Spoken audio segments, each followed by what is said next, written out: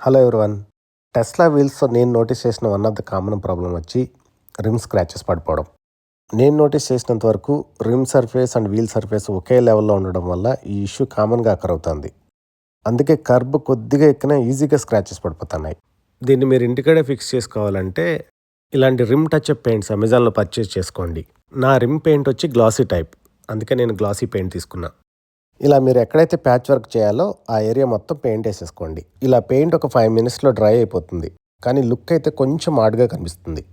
అది కవర్ చేసి వీల్స్ బాగా కనిపించాలని ఈ రిమ్ ప్రొటెక్టర్స్ అమెజాన్లో తీసుకున్నా. ఇవి సూపర్ స్ట్రాంగ్ అయితే ఉండవు, డోంట్ ఎక్స్పెక్ట్ లాంగ్ డ్యూరబిలిటీ. దీన్ని ఫిక్స్ చేయడం కూడా very simple.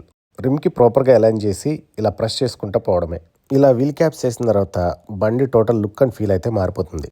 The only feedback I want give about this plastic rim caps is they tend to break easily. If you find metal rim caps, please go for it. Otherwise, look and feel చూసారుగా. You may consider this as an alternative option for your Tesla.